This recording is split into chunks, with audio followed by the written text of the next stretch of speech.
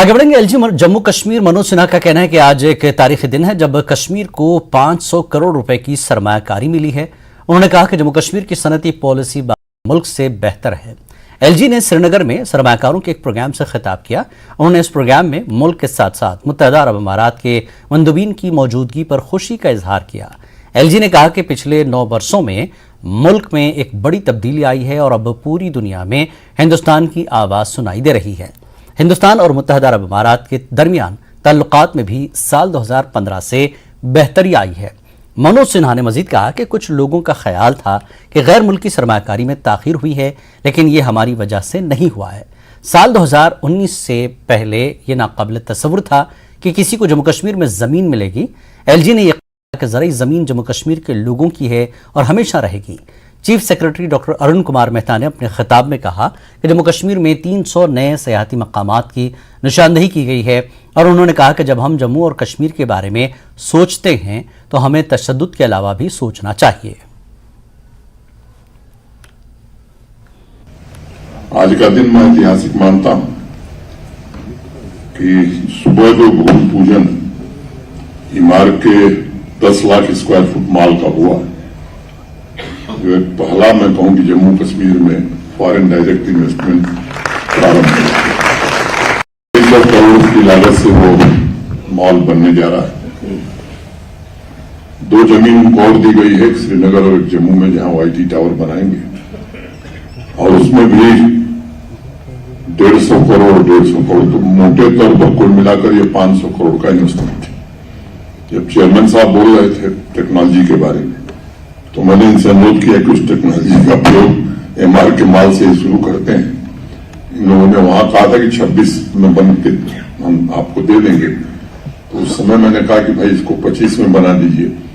आपको सुनने के बाद मैं आश्वस्त हूं, अगर सीओ एमआर हैं कि 2024 में जम्मू कश्मीर के लोग उस माल में आकर के अपना काम कर पाएंगे। अब ये आप लोगों का फैसला।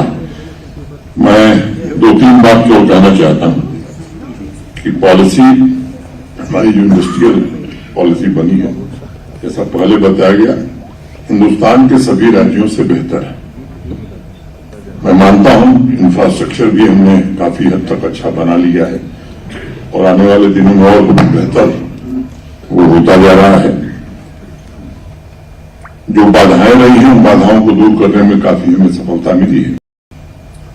मैं एक बात का भरोसा दे सकता हूं, मैं जानता हूं हिंदुस्तान के वातावरण को भी और यूएई और मिडिल ईस्ट के देशों को भी। कागज में लिखी हुई बातें जमीन पर कितनी उतरती हैं, जो आप कह रहे थे उससे मैं वाकिफ हूं।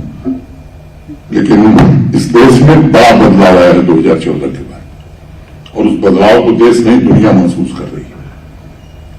केवल भारत की राजनीतिक शब्दावली नहीं बल्कि कार्य संस्कृति में बदल आई, और उस कार्य संस्कृति के कारण 9 वर्षों में भारत की आवाज की तुलना में काफी मजबूत ढंग से दुनिया के हर प्लेटफॉर्म पर सुनी जाती है और भारत का महत्व दुनिया के सारे देश आज उसे स्वीकार करते हैं।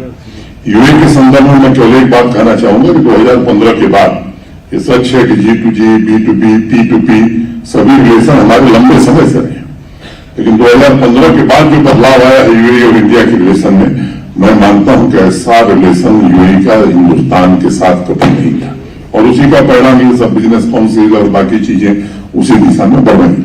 मैं अमनपुरी का बहुत आभारी हूं, क्योंकि वो हिंदुस्तान के काउंसिल जनरल हैं दुबई में, और मुझे लगता है वो जम्मू कश्मीर के काउंसिलेट जनरल हैं दुबई।